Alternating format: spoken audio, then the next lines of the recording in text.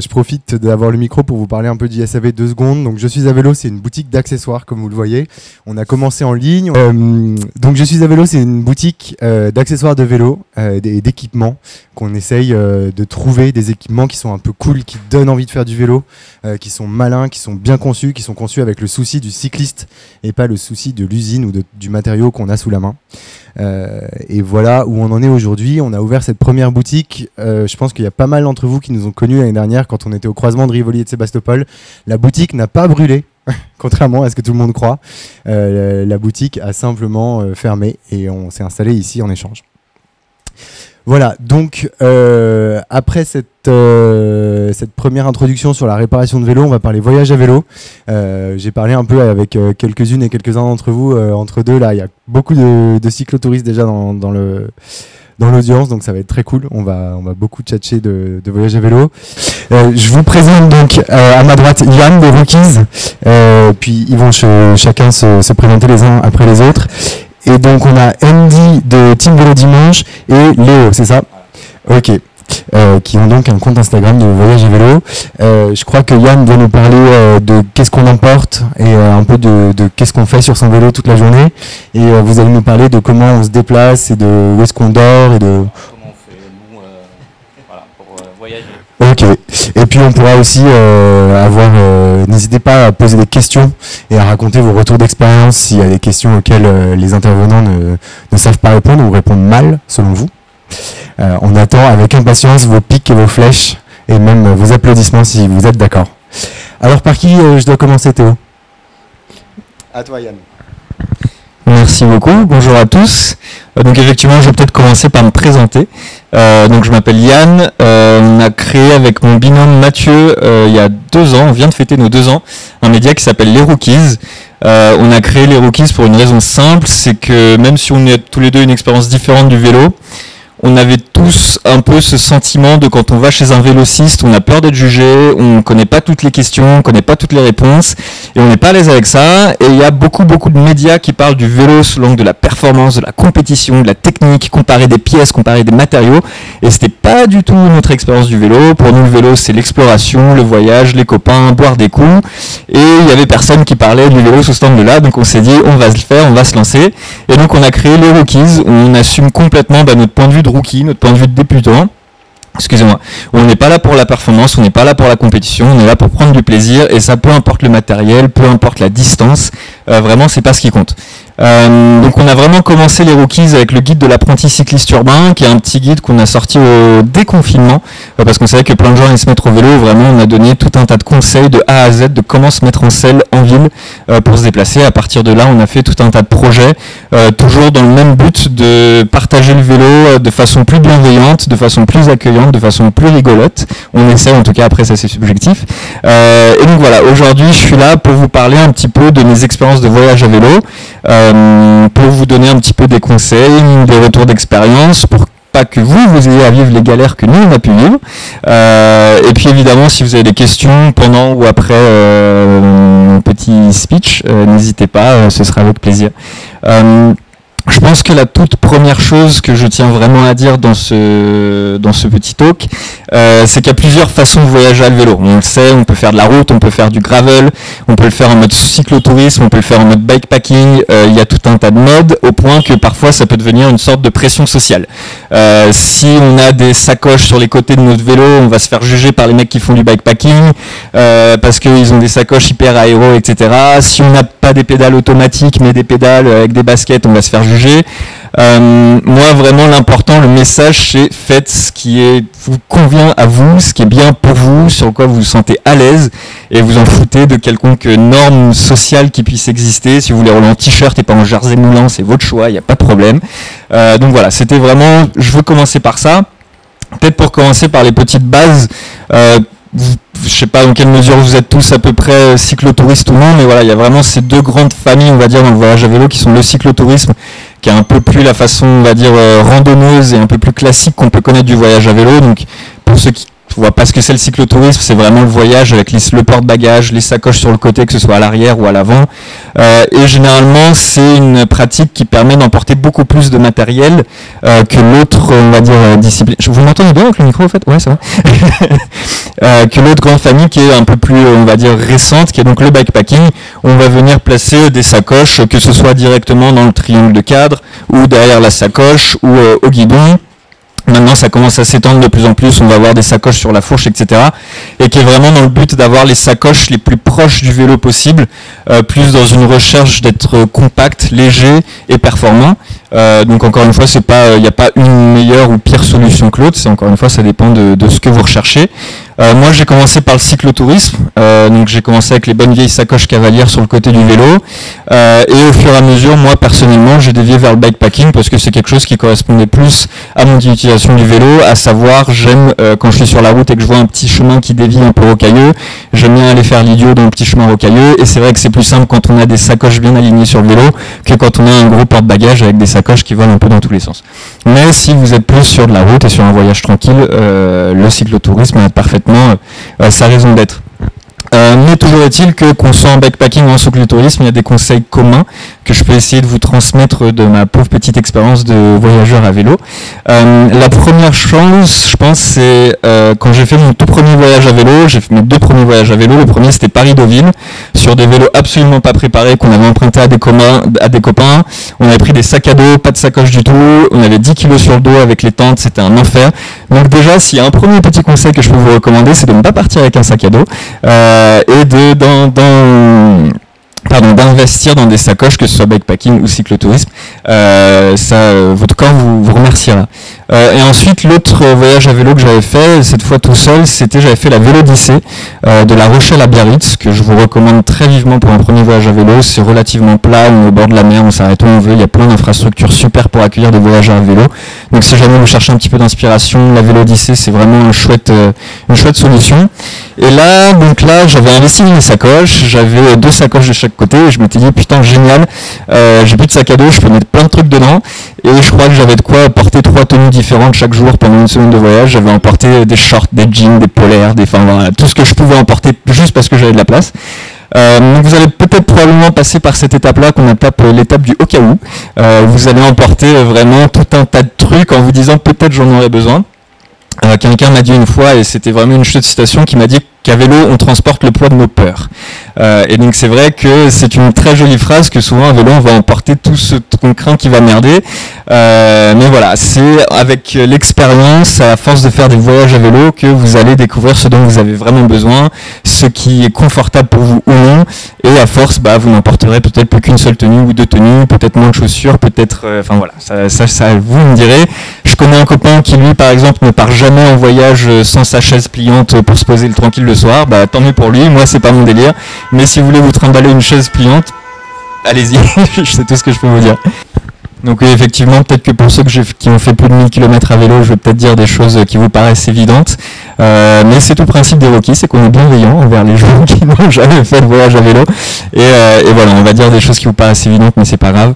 Et encore une fois, pareil, moi je vous partage mon expérience à moi. Quelqu'un dans la salle ici peut avoir une expérience ou des envies complètement différentes. Donc ne me jetez pas des cailloux s'il vous plaît, levez la main et dites que voilà, moi je préfère faire ci, comme ça, et c'est très bien. Et je pense que justement ce sera très enrichissant pour les gens qui n'ont jamais voyagé à vélo. Une autre chose, je pense, dont j'aimerais parler, c'est la façon dont on organise ses affaires sur un voyage à vélo. Encore une fois, ça peut paraître du bon sens, mais pour moi, ça l'était pas du tout la première fois où je me suis lancé. C'est que j'ai eu tendance à mettre tout ce qui était lourd au fond, ce qui peut faire sens, mais parfois ce qui est lourd est ce dont on a besoin rapidement. Et je vous assure que quand vous crevez, vous avez un problème mécanique, vous n'avez pas envie de déballer toutes vos sacoches de 20 litres pour aller chercher le petit multitool qui est au fond de votre sacoche. Donc pour le cyclotourisme, évidemment, vous avez plus de sacoches, donc c'est une façon un petit peu différente d'organiser les affaires. Si je peux peut-être faire une petite parenthèse sur le bikepacking, s'il y a des bikepackers parmi vous, plus sur la façon dont on peut organiser ses affaires sur le bikepacking, et peut-être que ça peut s'appliquer pour le cyclotourisme, c'est vraiment, il faut réfléchir à vos sacoches comme des pièces dans votre appartement. C'est-à-dire que moi, ce que j'aime bien faire, par exemple, en bikepacking, c'est que je vais avoir à l'avant plus ma chambre à coucher. Ça va être une sacoche que je vais ouvrir uniquement le soir, que je vais ouvrir une fois dans la journée, dans laquelle j'ai mon sac de couchage, mon bivy bag, mon matelas, mon coussin, ce genre de choses. Et c'est vraiment une sacoche que je vais ouvrir qu'une seule fois dans la journée, en théorie. Ensuite, à l'arrière, je vais avoir sur ma sacoche, je vais avoir mon dressing.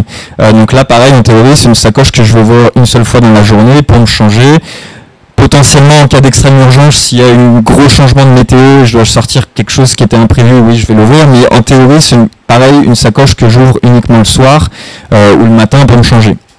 Ensuite, je vais avoir plutôt des choses accessibles, donc sur les sacoches de cadre, que ce soit sous mon cadre ou au-dessus. Là, je vais avoir plus ce que j'appelle mon bureau, ma cuisine, ma chambre à vivre, où je vais avoir tout ce dont j'ai besoin vraiment sous la main, rapide, facile d'accès, parce que c'est des sacoches qui chauffent rapidement généralement.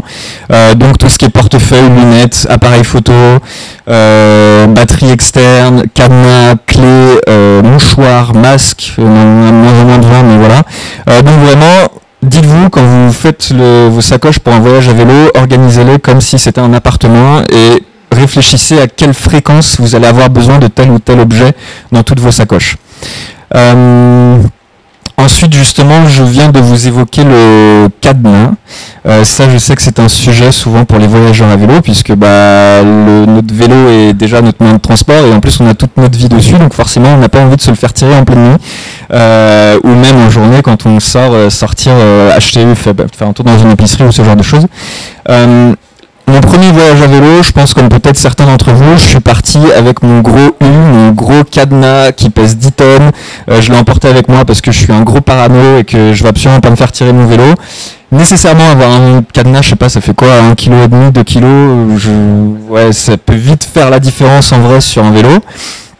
Et en fait, finalement, au fur et à mesure des voyages à vélo, je me suis rendu compte que je m'en servais pas autant que je pensais. Et alors j'ai évidemment oublié de le prendre, mais j'ai découvert un petit cadenas filaire qui est un cadenas de chez ABUS. C'est un petit cadenas qui fait moins de 200 grammes, ça fait cette taille-là, ça coûte 15 €, c'est à code, donc il n'y a pas de clé et on n'a pas peur de perdre ses clés. Et en fait, c'est juste un petit fil tout bête, ferraille, qui est vraiment, vous allez vous dire, mais ça se coupe hyper facilement, et oui, ça se coupe hyper facilement. Mais le principe est que ce soit un petit cadenas qui va éviter ce que j'appelle les vols opportunistes. Donc en gros, c'est sûr que si vous laissez votre vélo là devant la boutique pas attaché, il y a un mec qui passe en courant et vous le tire, c'est fini. Mais même si vous avez le petit truc filaire, au moins déjà ça empêche ça. Et pour vous tomber sur un gars qui se trimballe avec une pince coupante au hasard dans la rue, c'est pour le coup vous avez vraiment pas de chance et je peux rien pour vous. Mais c'est vraiment un truc qui moi m'a sauvé la vie parce que je sois en bivouac ou que je sois en arrêt pour déposer mon vélo dans une épicerie, enfin pour faire des courses dans une épicerie, ce petit cadenas filaire. En plus, c'est assez chouette parce que vu que c'est un petit fil tout fin, on peut le passer par les fermetures éclairs des sacoches pour sécuriser l'ouverture des sacoches également. Donc c'était vraiment moi ma petite solution qui m'a sauvé la vie, enfin peut-être pas la vie mais au moins 2 kilos sur le vélo. Et ça, je vous invite à chercher ce petit cadenas sur internet de la marque ABUS. C'est pas du tout sponsorisé, hein, c'est juste je vous le donne parce que je sais qu'entre voyageurs cyclistes, on aime bien avoir des marques et des objets qui sont certifiés et approuvés par d'autres voyageurs cyclistes. Donc voilà, c'est quelque chose que je recommande personnellement parce que vraiment ça permet de sauver du poids sur le vélo. Et après, je ne sais pas si parmi les voyageurs cyclistes ici présents, vous bivouaquez ou si vous dormez plutôt en hôtel, etc. Moi, j'ai appris à bivouaquer ces dernières années et c'est quelque chose que j'apprécie énormément. Et même en bivouac, je suis un énorme parano du vol du vélo. Donc les petits tips qu'on m'a donnés pour pas me faire tirer mon vélo quand je bivouac, même si je suis à littéralement 17 cm de mon vélo et que je me dis je peux quand même me le faire tirer, c'est que je mets le maximum de choses qui peuvent faire du bruit sur mon vélo, ou alors je vais attacher mes chaussures au rayon de mon vélo par exemple, ou je vais faire ce genre de petites combines débiles qui font que si quelqu'un veut se tirer mon vélo, ça va faire du bruit quoi qu'il arrive. Donc c'est des petits trucs de bon sens auxquels on réfléchit pas trop. Moi, j'y avais pas pensé. Et depuis qu'on m'a donné cette astuce, je dors beaucoup plus sereinement dans mon sac de couchage humide. Une autre question qu'on m'a souvent posée, c'est la gestion de l'énergie et de l'électricité lors d'un voyage à vélo. Parce que effectivement, alors je sais pas vous, mais moi j'aime bien emporter différents, en tout cas je suis peut-être un peu trop dépendant de divers objets électroniques lors de mes voyages à vélo, parce que généralement donc, je vais avoir mon téléphone, forcément, je vais avoir mon petit compteur GPS, je vais avoir des appareils photo, une GoPro, des choses comme ça, et du coup forcément à un moment vient la question de comment on gère l'électricité, les lumières aussi notamment. C'est du bon sens de partir avec des lumières, j'espère que vous le faites tous. Mais en tout cas, une des choses que moi j'ai découvertes, c'est tout simplement une batterie externe de 10 000 ampères de la marque Anker. A-N-K-E-R-E, pareil, c'est pas sponsorisé, je vous donne juste des références qui fonctionnent pour moi, et qui a 10 000 ampères et qui permet de recharger un téléphone des dizaines de fois. Enfin voilà, c'est un truc et ça a une forme un peu longitudinale qui se glisse parfaitement dans une sacoche, et ça peut paraître idiot, mais c'est hyper utile. Pour vos lumières, je peux vous recommander aussi également, ça c'est quelque chose que je connaissais pas avant, ce sont les moyeux dynamo. Alors je sais pas si vous êtes familier avec cette mécanique là, mais donc le moyeu c'est le centre de votre roue. Et nécessairement ça tourne et ça peut produire de l'énergie. Donc il y a des gens assez intelligents qui se sont dit tiens, si on s'en servait pour produire de l'énergie. Et donc en fait un moyeu dynamo ça peut être très malin pour deux raisons. Soit pour vos lumières, je pense que vous avez tous vu les vélos de vos grands-parents avec des dynamos et des lumières dynamo. Mais plus récemment il y a pas mal de fabricants, notamment Decathlon chez Riverside, qui ont sorti une potence qui est reliée à la dynamo avec un petit port USB. Et en fait vous branchez directement votre téléphone ou votre compteur sur votre potence. Donc non, nécessairement c'est un certain prix, mais ça peut être intéressant si vraiment vous partez sur des voyages un peu plus au long cours. À noter qu'à partir de ce moment-là vous dépendez de la vitesse à laquelle vous pédalez. Donc c'est aussi quelque chose à garder en tête si vous partez sur cette solution, mais qui peut être une solution très intéressante. Si vous voulez vraiment être en totale autonomie. Après, encore une fois, si on se parle tous ici entre rookies, a priori, on va pas faire des voyages entre Paris et l'Iran. A priori, on est à peu près tous au contact de la civilisation et de l'électricité, et a priori, personne ici va se retrouver dans une situation de dèche totale s'il manque d'électricité. A priori, voilà, on part pas non plus sur des grands voyages d'autonomie, mais en tout cas, c'est des solutions confortables si vous voulez un petit peu vous enlever ce souci de la tête. Je sais pas si on peut peut-être se faire une petite session de questions-réponses. Oui. Cuissard ou pas cuissard ? Alors, cuissard ou pas cuissard, c'est une très bonne question. Ah oui, c'est vrai qu'on peut peut-être se parler des tenues vestimentaires, effectivement, c'est un très bon point.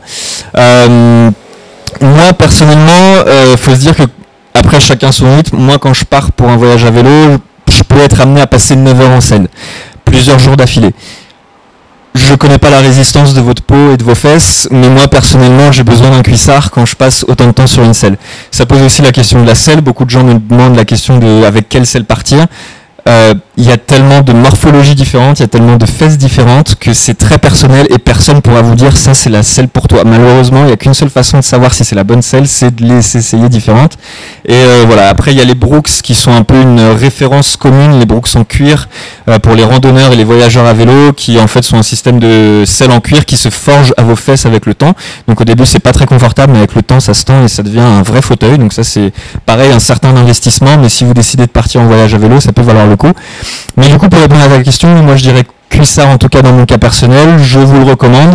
Petit point sur les cuissards, si vous en mettez un, on ne met pas de sous-vêtements sous un cuissard. Tout le monde ne le sait pas, moi je le savais pas au début, mais en fait les ingénieurs qui font des cuissards, ils les designent pour qu'il y ait le moins de frottement possible avec votre peau, pour qu'il y ait le moins de couture possible sur le cuissard. Et en fait, si vous mettez des sous-vêtements en dessous, vous créez des frottements, vous créez des coutures sur lesquelles en fait des ingénieurs ont passé des heures à se dire comment on fait pour que ça n'existe pas. Donc en fait, en mettant des slips et des culottes, vous mettez à la poubelle des heures de travail de pauvres petits ingénieurs. Donc rien que pour eux, ne le faites pas, et pour votre propre bien-être, on ne vous le recommande pas. Je sais que pour les femmes c'est un petit peu plus compliqué. Si on parle des problèmes de faire pipi, les problèmes menstruels, c'est tout de suite plus compliqué. Je suis pas le meilleur pour en parler, vous l'aurez compris, mais ce que je peux vous recommander, c'est Vilma, une marque de vélo de vêtements pour femmes, WILMA, qui vient de sortir le premier bib menstruel, qui en fait fonctionne de la même manière qu'une culotte menstruelle, mais sous forme de bib en fait, qui absorbe vos règles, et il y a différents niveaux de flux, etc. Enfin, voilà, ça peut être intéressant pour vous. Je suis pas le mieux placé pour en parler, j'ai évidemment pas testé le produit, mais voilà, en tout cas je dirais cuissard pour du voyage à vélo. Et du coup pareil, on me demande souvent combien de tenues emporter sur un voyage à vélo. Moi personnellement, je vais changer de cuissard ou de haut tous les 2 jours sur un voyage à vélo. Après, tout un tas de corps, tout un tas de morphologie, tout un tas de différents niveaux de support à la saleté, au frottement, aux irritations. Donc voilà, c'est tout à fait personnel. C'est pas sexy d'en parler, mais c'est une partie du voyage à vélo, faut le reconnaître. Et encore une fois, ça dépend de votre confort. Si vous avez la place et l'envie de partir avec 10 tenues pour votre voyage à vélo, partez avec 10 tenues avec votre voyage à vélo, c'est vous qui allez les pousser. Et donc voilà. Mais voilà, en tout cas, la règle un petit peu commune, c'est qu'un cuissard peut faire 2-3 jours sur un voyage à vélo. Pareil pour un haut. Et après, je pars avec un kawaii.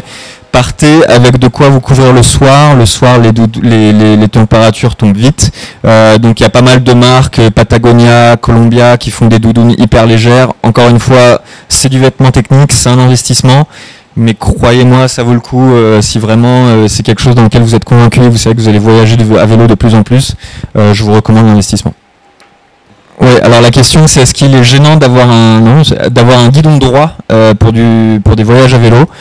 Encore une fois, ça dépend de vos habitudes, de votre confort. Le guidon droit, c'est effectivement une position qui est nécessairement plus confortable.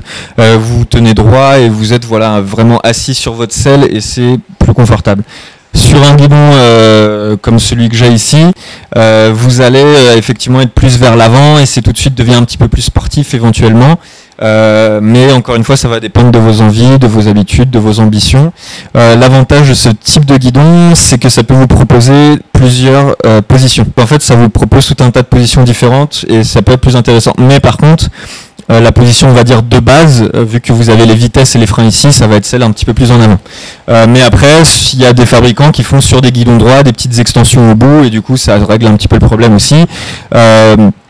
À l'inverse aussi, il y a des fabricants pour ce type de guidon qui font des doubles commandes de frein. Donc en fait, vous avez le frein à l'avant, mais vous avez une autre commande de frein ici. Ce qui fait que peu importe la position que vous avez toujours vos freins sous la main. Donc ça aussi, ça existe et c'est une autre solution. Vraiment, je pense qu'aujourd'hui, le vélo a atteint un tel niveau d'explosion et surtout le voyage à vélo que vraiment, il y a des solutions pour tout et c'est ça qui est vraiment génial. Donc, ouais, enfin voilà. Alors, je répète la question, c'est l'importance de la puissance des lumières.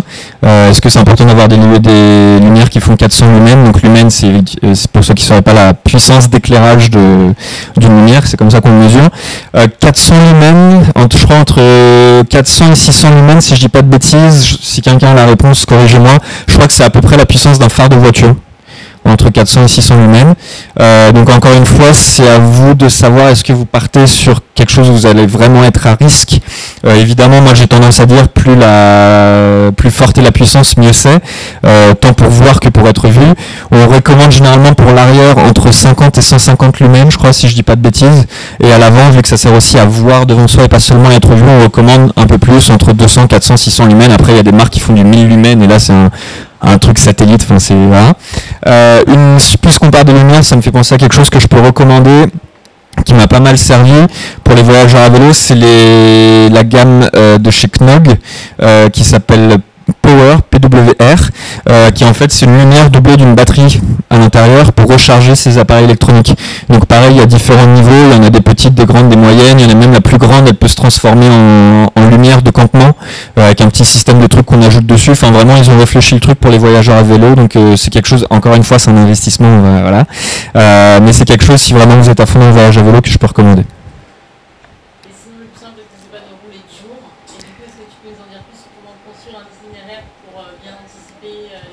Alors, j'ai pas envie d'aller sur les plates-bandes de vélo, Team Vélo Dimanche, qui va peut-être plus parler de la planification.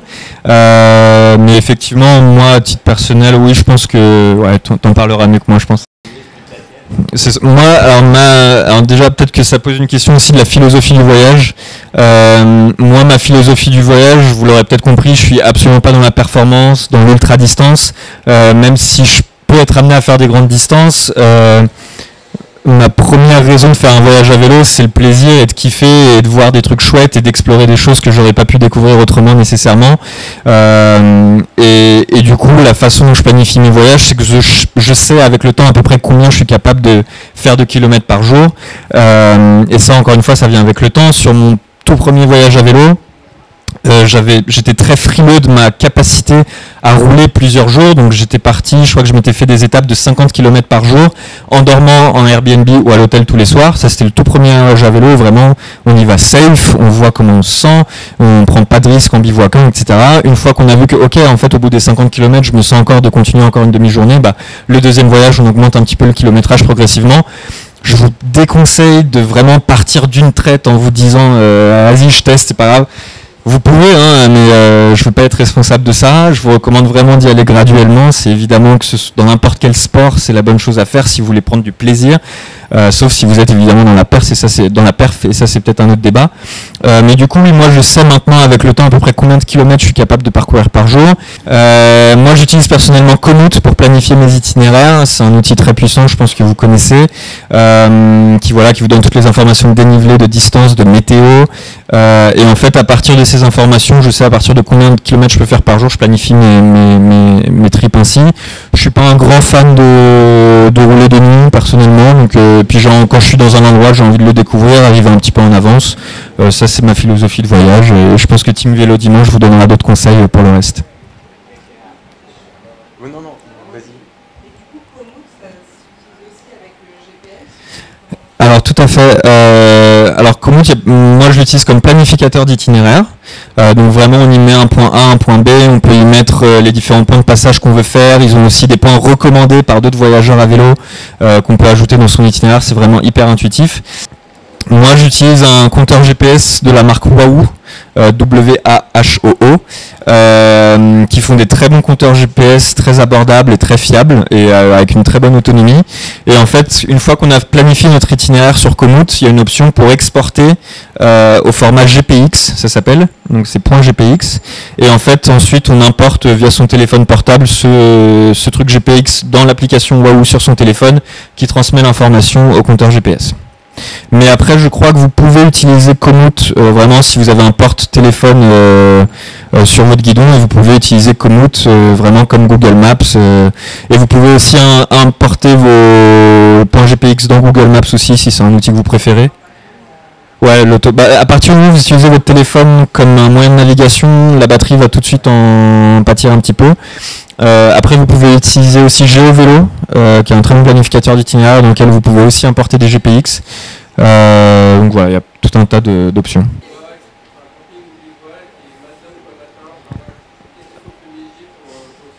Alors moi, encore une fois, chacun a ses ambitions. Moi, pour mon premier voyage à vélo, je m'étais dit, je vais la jouer safe, je vais dormir en hôtel ou en Airbnb, je vais avoir une douche, je vais avoir un endroit où me reposer. Donc voilà, après aussi, selon les budgets, etc., chacun ses possibilités ou non. Moi, je recommanderais pour tester vos possibilités, voir comment vous sentez, parce que quand même partir plusieurs jours consécutifs, plusieurs jours en selle, ça peut être une épreuve pour le corps humain quand même. Donc c'est bien d'avoir un lieu safe pour se reposer. Ensuite, bivouaquer, faire du camping aussi, ça s'apprend.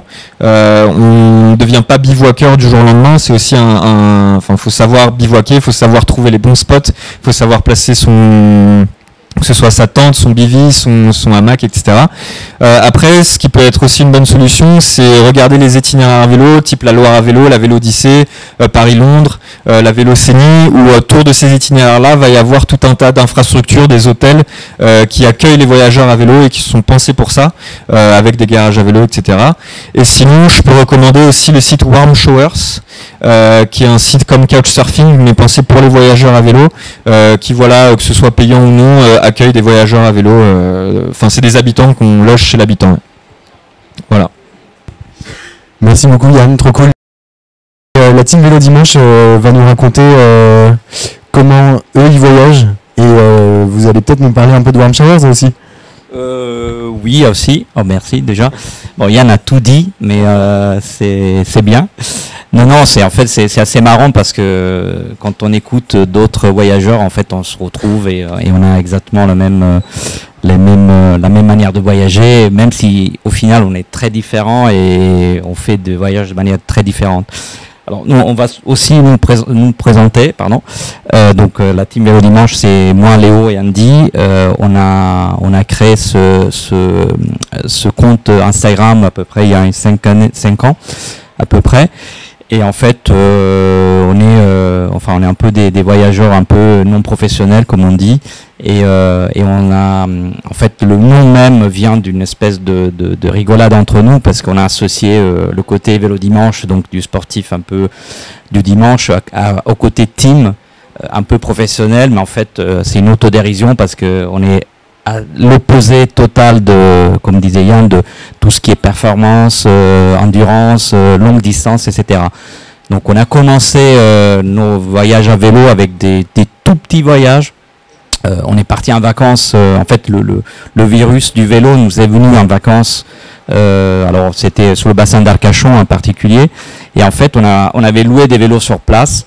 Et on avait commencé à explorer les alentours et on s'est rendu compte que finalement c'était une manière de voyager qui nous convenait parce que ça nous évitait déjà la voiture parce qu'on conduit pas et ça nous permettait aussi de découvrir des endroits que probablement la voiture n'était pas accessible et c'était un peu comme ça qu'on a découvert le voyage à vélo. Alors c'était vraiment des toutes petites distances, c'était de l'ordre de 15 km, 20 km maxi.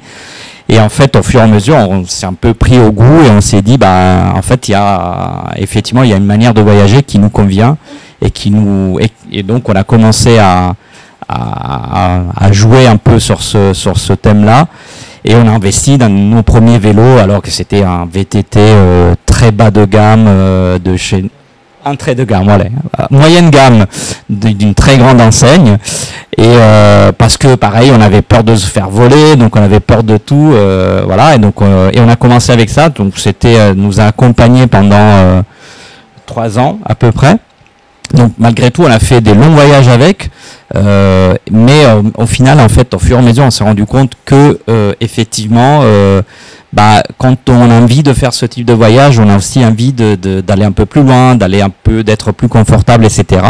Et donc, au fur et à mesure, on est passé à un vélo gravel, comme celui-là. Et c'est une autre marque, mais c'est vélo gravel parce que c'est une espèce de philosophie. C'est-à-dire que nous, on n'aimait pas du tout voyager sur les routes où on préférait les chemins de terre, on préférait les chemins de forêt.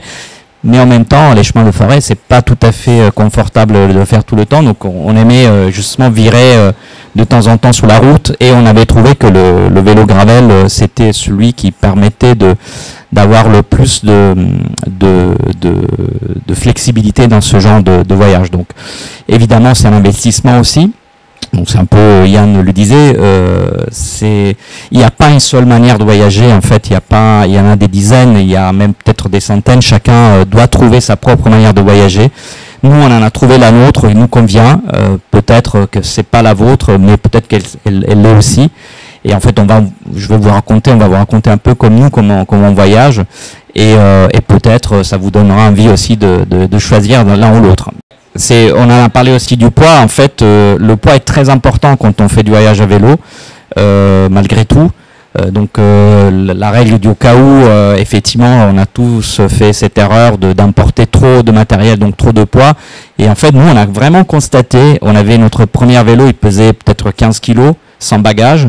Et on a vraiment constaté, avec le nouveau vélo, qu'il pèse à peu près un peu moins de 9 kilos, on a vraiment constaté une énorme différence déjà parce que c'est un vélo plus technique, donc il permet de faire plus de kilomètres, mais c'est aussi au niveau du confort. On parlait tout à l'heure du guidon droit. Nous, on a trouvé notre confort beaucoup plus, on est beaucoup plus à l'aise avec ce type de vélo qu'avec le vélo qu'on avait avant, donc avec un guidon droit, un VTT plutôt classique.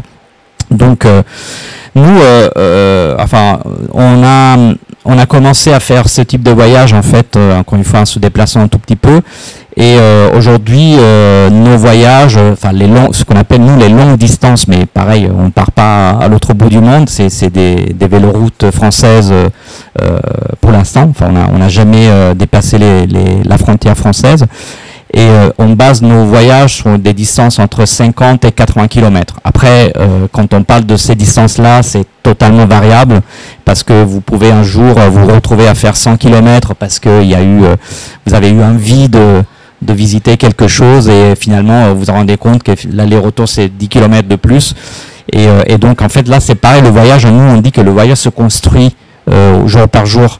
Et il ne faut pas ni avoir peur de dire j'ai pas envie d'aller là parce que c'est trop haut, je suis trop fatigué. Il faut pas non plus avoir peur de dire tiens, il y a 10 km de plus, on va les tester, on va voir. Et en fait, on peut tomber sur des très belles surprises, mais comme des très mauvaises surprises. Mais c'est pas grave, ça fait partie du voyage et vous serez jamais déçus de ce que vous faites. Donc voilà, on a commencé comme ça. Nous, on est un peu maniaque de la préparation du voyage, en tout cas moi en particulier. Donc j'organise tout. au millimètre. Donc j'ai des notes partout, je prends des notes, etc. Mais et au final, on se rend compte que là, pareil, ça sert pas à grand chose. Si ça sert, en fait, ça nous rassure en quelque sorte, mais grosso modo, après, on se rend compte que le beau du voyage, c'est aussi de pas suivre complètement ce qu'on a décidé et de se laisser un peu emporter par le voyage même. Donc nous, on prépare notre voyage en cherchant des itinéraires. Alors c'est en général le site par excellence des voyages touristiques, c'est France Vélo Tourisme, qui répertorie un grand nombre d'itinéraires français. Donc notamment les véloroutes européennes. Et c'est un site qui est assez intéressant parce que, comme disait Yann, ça répertorie tous les hôtels qui sont accueil vélo, donc qui permettent d'avoir un minima du matériel de réparation, mais dans certains cas, alors c'est le cas plutôt des chambres d'hôtes qui ont ce label, vous pouvez même avoir, ça nous est arrivé, vous pouvez avoir même les personnes qui viennent vous chercher à la gare, par exemple. Alors, le côté train, c'est un autre sujet aussi qu'on va aborder, parce que nous, on l'utilise beaucoup pour faire du voyage à vélo. Ça fait très très peur, mais vous verrez, finalement, nous, on a trouvé notre compte. Et donc, je dirais, donc, on cherche des itinéraires sur ce type de site, mais il y en a énormément. Une manière assez simple aussi de trouver des bons itinéraires, nous, on est abonné à quasiment tous les offices de tourisme des régions de France. Et des fois, certaines ils publient assez régulièrement, d'autres un peu moins, mais en fait ils publient des lieux, des sites, etc. Et on regarde, ah bah tiens, c'est marrant, c'est sympa, on peut le visiter. Et en fait, il suffit de faire une petite recherche, je sais pas, voie en volant, balade à vélo, et en fait vous tombez très très très facilement sur des sites qui vous répertorient des itinéraires cyclables. Et avec, éventuellement, vous pouvez télécharger le tracé GPX, ou vous pouvez faire tout ce que vous voulez. Nous, on a aussi notre double check, c'est-à-dire qu'on a l'habitude d'aller voir un peu les parcours qu'on doit suivre, notamment avec le petit bonhomme de Google Earth, enfin de Google Maps, qui vous permet de vérifier, enfin, nous, on fuit un peu la circulation, enfin, comme je pense tous les cyclotouristes, mais nous, particulièrement, on a très très peur des voitures. Donc on essaie d'éviter tout cela. Malgré tout, les grandes véloroutes traversent aussi des routes qui sont fréquentées par des voitures, mais vous pouvez regarder en faisant ça si la route, s'il y a beaucoup de voitures ou pas, s'il y a des camions, si c'est une départementale, une nationale, etc. Il ne faut pas se faire peur aussi, notamment sur le classement français des routes. Nous, on est arrivé, alors sauf les nationales évidemment, mais il y a des départementales qui sont extrêmement, sur lesquelles il y a beaucoup de voitures, alors qu'ils sont censés être tranquilles, et vice versa. Il y a des départementales qui sont à 4 voies, mais qui finalement il n'y a personne. Donc je vous conseille vraiment de checker ce petit, avec le petit bonhomme de Google Maps. Évidemment, si le bonhomme n'arrive pas à voir la route, c'est déjà pas mal, parce que ça veut dire que les voitures ils vont pas. Donc vous pouvez dévier sur des chemins de campagne, etc. Nous, on voyage plutôt chambre d'hôte et hôtel. Alors c'est pas forcément parce que, au début ça nous a rassuré, pardon, mais c'est vraiment parce que, alors plutôt chambre d'hôte qu'hôtel, parce que l'hôtel a un certain budget. Mais bon, des fois, on ne peut pas faire autrement parce qu'on ne trouve pas de chambre d'hôte. C'est une manière aussi de rencontrer des gens. Nous, on a eu des expériences assez surprenantes avec des hôtes qui nous ont accueillis comme chez eux, mais vraiment comme chez eux. Il y a une anecdote qui est assez marrant. On avait fait un voyage dans la Brenne, qui est une région de la Creuse. Et qui est assez jolie parce qu'il y a des étangs, c'est une réserve ornithologique. En fait, on tombe dans cette maison d'hôtes qui était une ancienne briqueterie. Et les hôtes, ils nous ont accueillis, mais vraiment comme des enfants, comme leurs propres enfants. Et je vous jure, j'ai pleuré quand je suis parti parce que j'avais l'impression de les connaître depuis 20 ans. Et j'ai pleuré quand je suis parti parce que je savais que on les verrait plus, et bon, qui était malheureusement le cas, mais encore aujourd'hui on s'écrit des textos, on s'envoie des vœux, et on est resté en contact, et à chaque fois on se dit un jour on reviendra, et ça nous est arrivé dans plein de maisons d'hôtes parce qu'ils nous ont raconté leur histoire, leur vie, leur galère aussi pour créer, pour donner de vie à ces lieux-là. Et donc voilà, c'est pour ça que nous on aime ce contact avec l'habitant.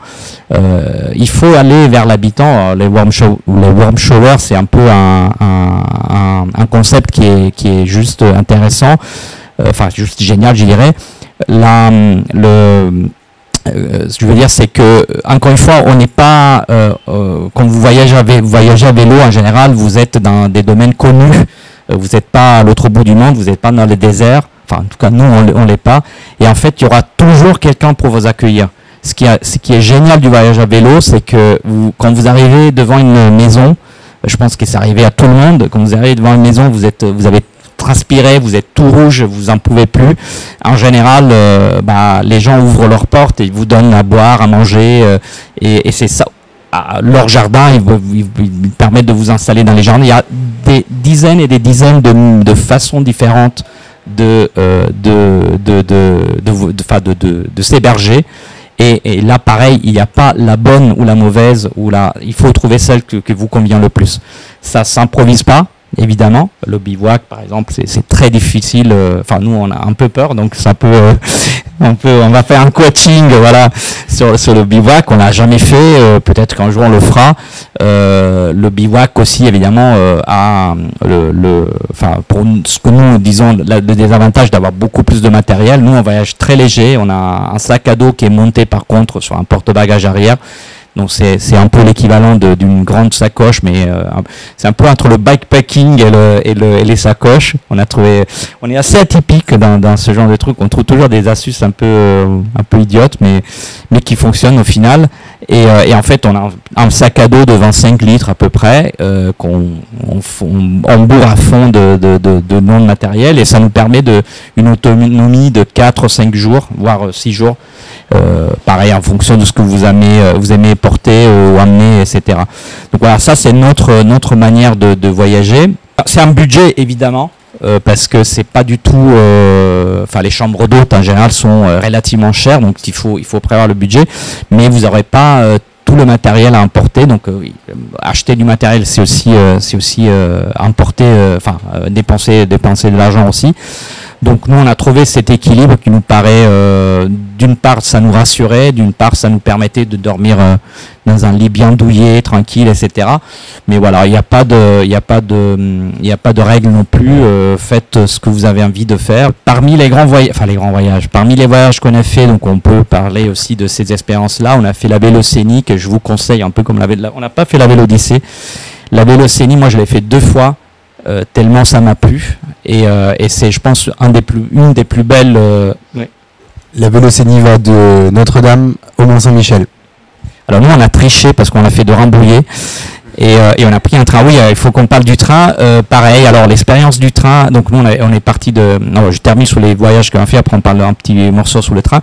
Donc on a fait la Vélocénie, on a fait la Loire à vélo. On a fait le canal le canal du Nivernais, on a fait la baie de Somme, on a fait tout le bassin d'Arcachon, je l'ai dit. On a fait un morceau du canal du Midi. On est très canal en fait, très canot, parce que c'est plat, voilà. Comment ? Et il n'y a pas de voiture, ouais, en général, sauf exceptionnellement quelques voitures de service, ça nous est arrivé aussi, parce que en général c'est des chemins d'halage qui sont au passage interdit au vélo, normalement. Il faut demander une autorisation aux voies navigables de France pour parcourir les canals, les chemins d'halage, mais bon, après, évidemment, c'est une vieille norme qui existe depuis très longtemps. Donc là, on est très proche de l'eau, en fait. On aime le contact avec l'eau. Pareil, des fois, nous disent les canaux, c'est monotone, c'est toujours pareil. Nous, on trouve pas. On trouve que c'est assez variable. Enfin, nous, on habite en 19e, donc on fait souvent le canal de l'Ourcq. Et le canal de l'Ourcq, pour nous, ça change tout le temps, et on a l'impression de découvrir à chaque fois des couleurs différentes. Donc, je pense que ça, c'est aussi le côté un peu poétique du voyage à vélo. C'est de voir les choses changer, parce qu'on le fait même plusieurs fois, et en fait ça change tout le temps. Donc voilà, un peu c'est les grands voyages. Et après on a depuis quelques temps on fait des micro-aventures, des nano-aventures en Île-de-France, qui sont vraiment des journées. Alors là pareil, il y a des centaines et des centaines de parcours qu'on peut faire en toute tranquillité. Il faut pas hésiter à prendre le train, parce que le train, c'est un outil qui vous permet d'aller plus loin, plus facilement. Donc, j'ai parlé de la Vélocénie. Nous, on a raccourci parce qu'on s'était dit, bon, sortir de Paris, Paris-Rambouillet, c'est à peu près 60 km, donc il faut compter une bonne journée. Et en fait, on s'est dit, bon, après sortir de Paris, c'est chiant, il y a toute la ville, etc. En fait, c'est très joli au passage parce qu'on l'a fait sur une autre occasion. Donc voilà, les erreurs, en fait, on croit de tout savoir et en fait, on ne sait rien. Mais par contre, on a pris un train et on le prend souvent pour raccourcir les parcours. Il faut pas avoir peur de se dire, encore une fois, nous, on n'est pas dans la performance, donc on se dit, on est fatigué, tant pis, on prend un train et on raccourcit, on décide de faire ça. Et c'est bien aussi parce qu'on a eu des aventures dans le train. En fait, ça fait partie du voyage. Et donc, n'hésitez pas à le prendre. C'est un peu compliqué, il faut l'avouer. Disons que la SNCF, elle n'est pas encore prête à ce type de voyage. Mais nous, personnellement, on n'a jamais eu de soucis avec le train. On est toujours, parce qu'on est un peu maniaque, qu'on arrive un peu à l'avance. Mais on n'a jamais eu le moindre souci avec le vélo. Une seule fois, ils nous ont refusé l'accès au train. On rentrait d'un lieu perdu en forêt de Fontainebleau. Donc c'était voilà. Et en fait, on a pris le suivant. Je fais tout tomber. Et en fait, c'est pareil. Vous n'êtes pas à l'autre bout du monde. Il y aura toujours un autre train qui passe. Donc voilà, n'hésitez pas. Ça peut vous arriver. Vous attendez le prochain. Et c'était très bien en plus parce qu'il y avait personne sur ce train-là, dans ce train-là. Oui. Justement, un petit point sur la SNCF. Je sais pas si tu allais venir peut-être sur les dernières nouvelles. Vas-y, non. Je sais pas dans quelle mesure vous êtes au courant, mais vélo et SNCF, effectivement, c'est assez peu compatible. C'est assez connu dans le monde du voyage à vélo. L'ancien PDG avait dit que la SNCF n'avait pas vocation de transporter des cyclistes, donc au moins c'était très clair. Mais le nouveau président, justement, j'ai vu annoncer sur Twitter ce week-end qu'il lançait un grand plan pour ajouter des places vélo dans les TGV, dans les TER, que ça allait tout ça être simplifié. Donc juste pour que vous sachiez que ça bouge et que ça évolue et que c'est une très bonne nouvelle. Et pour info, il y a une norme qui impose aujourd'hui pour les nouveaux trains, enfin les nouvelles rames qui sont construites, je crois que c'est minimum 6 places de vélo. C'est obligatoire, c'est une norme européenne qui impose ça. Bon, évidemment, on ne construit pas un train tous les jours non plus. Il y a certaines experts, par exemple, nous, sur la Vélocénie, alors après, ça dépend parce que les TER, en fait, c'est un peu différent parce que comme en général, c'est géré par les régions, je crois. Nous, on a eu des très, très, très bonnes expériences, mais là, c'est très variable aussi. Notamment sur la Vélocénie, je vous conseille, c'est quelque chose qui est assez intéressant. On est rentré en train, évidemment. Donc on a fait, il y a une station, une gare à côté du Mont-Saint-Michel, ça s'appelle Pontorson. Et en fait, pendant toute la période d'été, alors là pareil, c'est une petite anecdote, nous on arrive toujours à l'avance parce qu'on a peur de pas avoir de place, etc. Et en fait, on arrive, on était moi, Andy et un autre couple qui était là. Et à un moment donné, on dit bon, ça va, il n'y a personne, etc. Et à un moment donné, il y a 14 vélos qui arrivent. Donc on a dit, oula, bon, on va se battre. Et en fait, pas du tout, parce que le TER qui fait Pontorson-Rennes, en fait, vous avez du personnel qui vous prend votre vélo, ils vous le montent dans le train. En fait, ils ont condamné une ou deux voitures, et en fait, ils mettent les vélos un peu partout, même sous les sièges, pardon. Et en fait, ils s'occupent de tout. Vous laissez le vélo à quai. Ils le prennent, ils le mettent dans le train et ils vous le remettent à quai quand vous êtes à Rennes. Voilà. Donc il y a certains cas assez spéciaux. Il y a aussi des régions, je crois, c'est la Normandie qui maintenant fait payer dans le TER ou la Bretagne, je sais plus. La Bretagne, ouais, voilà. La Bretagne, juillet-août. Ouais. Donc voilà, c'est assez variable, mais de manière générale, nous on a toujours eu des bonnes surprises. Voilà, donc n'hésitez pas à tenter. Voilà, à la limite, vous le prendrez pas. Alors oui, oui, c'est très bien, effectivement. Alors nous, on ne démonte jamais notre vélo parce qu'on a une peur, qu'on est jaune, on dit, de démonter le vélo. Alors c'est des peurs, voilà, c'est pareil, c'est des choses qui nous concernent personnellement. Après, c'est pas très compliqué. Vous pouvez évidemment transporter votre vélo démonté dans n'importe quel train. Alors, je sais que récemment, il y a la SNCF, pareil, certains contrôleurs qui font un peu de zèle, voilà, qui prétendent que la taille c'est pas forcément la bonne. Donc voilà, c'est un peu compliqué, mais de manière générale, à 90%, vous n'aurez aucun problème à démonter votre vélo et le transporter dans le train. Mais alors nous après peut-être on choisit aussi des itinéraires qui nous permettent là, pour le coup c'est le au cas où on se dit il y a toujours une gare à côté au cas où voilà, mais en fait finalement on n'utilise pas. Mais ça c'est quelque chose, on cherche plutôt des itinéraires dans lesquels effectivement il y a la possibilité de ne pas démonter le vélo par exemple. Peut-être avant qu'on passe aux questions-réponses, c'est un dernier point. C'est vrai que le train est un super moyen, effectivement, que ce soit comme moyen de locomotion ou comme échappatoire en cas de besoin.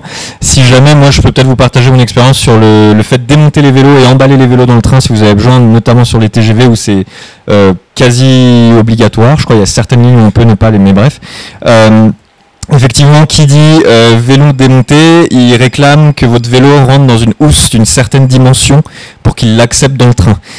Mais qui dit housse dit à l'arrivée, qu'est-ce que je fais de cette housse, ce qui est forcément relou parce que on n'a pas envie de se trimballer une housse.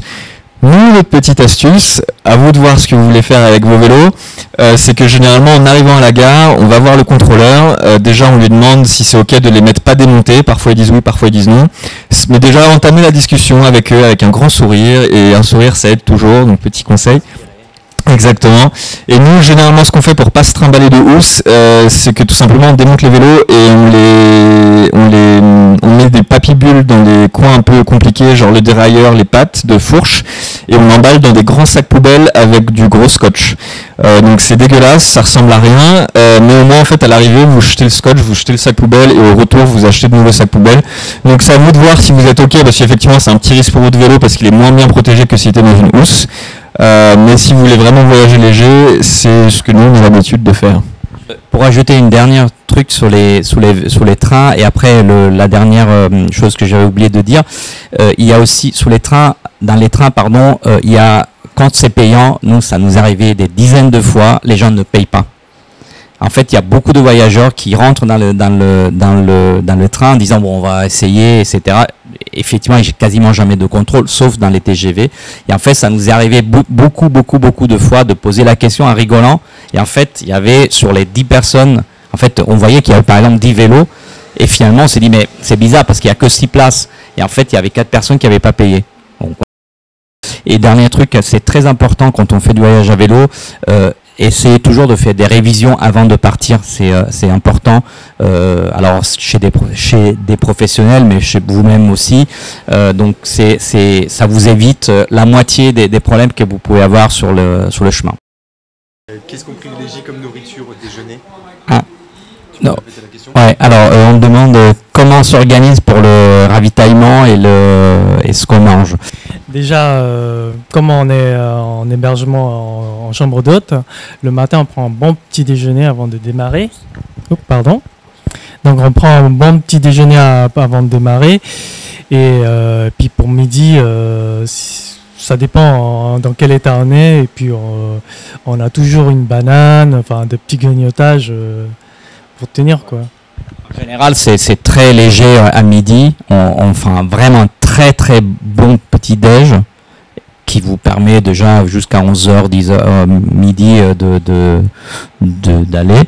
Et après, effectivement, on a un petit panier avec une banane, un sandwich, etc. Mais effectivement, on n'a pas. Et après, on mange le soir, évidemment, de manière un peu plus sérieuse. Mais là, c'est pareil, c'est-à-dire que vous n'êtes pas non plus perdu dans la campagne. Vous aurez toujours, si vous avez envie d'une brasserie, vous aurez toujours une brasserie, une boulangerie, quelque chose. Il faut faire des petites déviations, hein, évidemment, et c'est ce que je disais, les aléas, etc. Nous, ce qu'on a tendance à faire, c'est que dès qu'on voit une supérette ou un supermarché, parce qu'on passe dans des villes, dans des villages, on se ravitaille. Parce que on ne sait pas si le prochain, dans combien de kilomètres il est, et s'il y aura. L'autre astuce, l'eau, c'est très important aussi. Ne lésinez pas sur l'eau. Essayez d'avoir toujours des bonnes quantités, parce que vous pouvez vite tomber en panne. Ça nous est arrivé plusieurs fois. C'est des erreurs de débutants que tout le monde fera et tout le monde fait. Il y a une petite astuce sur l'eau. Il y a de l'eau potable dans tous les cimetières. Donc vous aurez toujours un robinet où vous prenez de l'eau. Donc c'est en été. Ouais. Quand les cimetières sont ouverts, en général. Non, mais nous, par exemple, ça nous est arrivé plusieurs fois, mais on a toujours trouvé un cimetière ou un centre. Mais sinon, vous demandez à l'habitant. Voilà, c'est assez facile. Okay. Tu voulais ajouter un truc, Yann? Oui, je pense pour répondre à la question aussi, parce que peut-être plus on partage d'expérience, plus on peut avoir une diversité dans les réactions. Moi, personnellement, à vélo, je mange des trucs dégueulasses. J'ai vraiment un régime alimentaire absolument pas recommandé par quelconque nutritionniste à peu près sérieux. Que ce soit des kebabs, des pizzas, des burgers, je mange tout. Enfin voilà, que ce soit à pied ou à vélo, je mange beaucoup. Mais en tout cas, ce qui est très important, donc manger à votre faim, manger ce que vous avez l'habitude de manger, manger ce qui vous plaît et ce qui vous rend confortable à vélo. Vous surchargez pas, voilà, si vous sentez que c'est lourd ou machin. Ce qui est très important, comme le disait la Team Vélo dimanche, c'est de jamais tomber en fringale. Manger régulièrement des petits trucs, manger avant d'avoir faim, buvez avant d'avoir soif. Moi, une fois, je me suis retrouvé en fringale parce que j'avais pas assez mangé et je vous jure, c'est vraiment pas drôle. Pareil, et une des très bonnes analogies qu'on m'a fait peut-être avec le monde de l'automobile, ça vous parlera peut-être un peu plus, c'est que la nourriture, c'est votre carburant et vous voulez pas vous retrouver en réserve, et l'huile, c'est votre eau. Si vous voulez pas avoir des courbatures, si vous voulez pas avoir des problèmes aux articulations, il faut boire de l'eau beaucoup. Donc ce serait vraiment le conseil, c'est manger avant d'avoir faim et buvez avant d'avoir soif et tout se passera bien. Si cette conférence vous a plu, on va en organiser d'autres. Vous pouvez nous écrire pour nous dire ce qui allait ou ce qui allait pas à bonjour@jesuisavelo.com, et vous pouvez nous suivre sur Insta. Ce sera très rigolo, vous verrez quand vous allez liker, suivre notre compte, le petit compteur qui va s'animer là. Merci à tous.